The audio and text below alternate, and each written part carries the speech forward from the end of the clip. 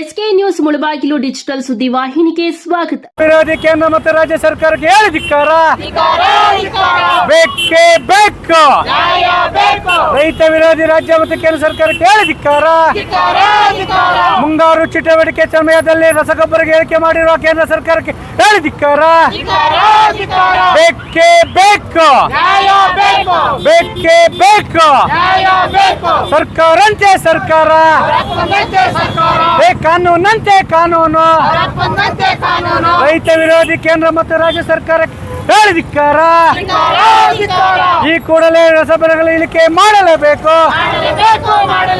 ರಸಗೊಬ್ಬರಗಳ ಬೆಲೆ ಇಳಿಕೆ ಮಾಡಲೇಬೇಕು. ಪಾಶ್ಚಿಮಾತ್ಯ ಯುದ್ಧಗಳು ಅಂತ ಹೇಳ್ಬಿಟ್ಟು ಈಗ ಒಂದು ಕಡೆ ತೈಲ ಬೆಲೆ ಏರಿಕೆ ಆಗ್ತಾ ಇದೆ, ಮತ್ತೊಂದು ಕಡೆ ರಸಗೊಬ್ಬರಗಳ ಬೆಲೆ, ಅಗತ್ಯ ವಸ್ತುಗಳ ಬೆಲೆ ಏರಿಕೆ ಮಾಡ್ತಾ ಇದ್ದಾರೆ. ಇವತ್ತು ನಾವು ಸಾಂಕೇತಿಕವಾಗಿ ಸರ್ಕಾರದ ಗಮನ ಸೆಳೆಯಲು ಒಂದು ಪಲ್ವಿ ಸರ್ಕಲ್ನಲ್ಲಿ ಹೋರಾಟ ಮಾಡಿ ಈ ಕೃಷಿ ಕ್ಷೇತ್ರ ಇನ್ನೇನು ಕೆಲವೇ ದಿನಗಳಲ್ಲಿ ಇವಾಗ ಹೊಲ ಬಿತ್ತನೆ ಆಗ್ತಾ ಇದೆ. ಒಂದು ಮೂಟೆ ಯೂರಿಯಾ ಬಂದು 400 ರೂಪಾಯಿ ಮಾರ್ತಾ ಇದ್ದಾರೆ. DAP ಎಲ್ಲ ಹೆಚ್ಚಳ ಮಾಡಿದ್ದಾರೆ.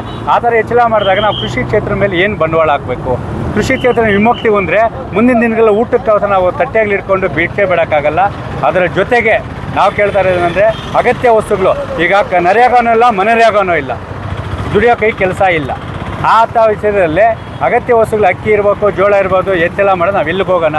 ಈ ಕೂಡ ಅಗತ್ಯ ವಸ್ತುಗಳ ಬೆಲೆ ಇಳಿಕೆ ಮಾಡಬೇಕು, ತೈಲ ಬೆಲೆ ಇಳಿಕೆ ಮಾಡಬೇಕು, ರಸಗೊಬ್ಬರಗಳ ಬೆಲೆ ಇಳಿಕೆ ಮಾಡಬೇಕು.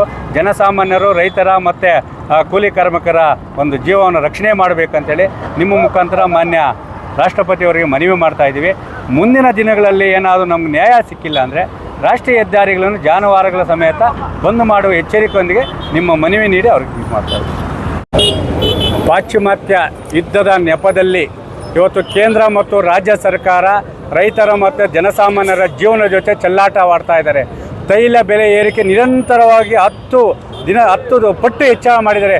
ಪ್ರತಿ ಡೀಸೆಲ್ ಮತ್ತು ಪೆಟ್ರೋಲ್ ಬೆಲೆ 700 ರೂಪಾಯಿ ಹೆಚ್ಚಳ ಮಾಡುವ ಮುಖಾಂತರ ಇವತ್ತು ಕೃಷಿ ಕ್ಷೇತ್ರಕ್ಕೆ ಹೊಡೆತ ಬಿದ್ದಿದೆ ಮತ್ತು ಶಿಕ್ಷಣ ಕ್ಷೇತ್ರಕ್ಕೂ ಹೊಡೆತ ಬಿದ್ದಿದೆ. ಏನು ಇವತ್ತು ಟ್ಯಾಕ್ಟ್ರಿಗಳು ಉಳುಮೆ ಮಾಡೋದಕ್ಕೆ 10,000 ಒಂಟಿನೇಗಳಿತ್ತು, ಇವತ್ತು 15,000 ಮಾಡಿದ್ದಾರೆ. ಕಲ್ಟಿವೇಟ್ರು 5,000 ಇದ್ದಿದ್ದು 6,000 7,000 ಮಾಡಿದ್ದಾರೆ.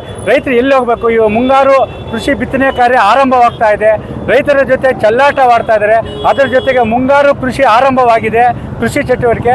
ಅದರ ಜೊತೆಗೆ ರಸಗೊಬ್ಬರಗಳ ಬೆಲೆಯನ್ನು ಏರಿಕೆ ಮಾಡಿಬಿಟ್ಟಿದ್ದಾರೆ. ರೈತರ ಜೀವನ ಜೊತೆ ಚೆಲ್ಲಾಟ ಆಡೋ ಜೊತೆಗೆ ಇವತ್ತು ತೈಲ ಬೆಲೆ ಏರಿಕೆಯಾಗಿದೆ ಅಂತೇಳಿ ಇವತ್ತು ಏನು ಖಾಸಗಿ ಶಿಕ್ಷಣ ಸಂಸ್ಥೆಗಳು ಶಾಲಾ ವಾಹನಗಳ 15% ಹೆಚ್ಚಳ ಮಾಡುವ ಮುಖಾಂತರ ಒಂದು ಕಡೆ ರಸಗೊಬ್ಬರಗಳು, ಕೃಷಿ ಕ್ಷೇತ್ರ ಮತ್ತು ಕಡೆ ಶಿಕ್ಷಣ ಇವೆರಡೂ ಏರಿಕೆ ಆಗುವ ಜೊತೆಗೆ ಜನಸಾಮಾನ್ಯರು ಮತ್ತು ರೈತರ ಜೀವನ ಜೊತೆ ಚೆಲ್ಲಾಟವಾಡ್ತಾ ಇದ್ದಾರೆ.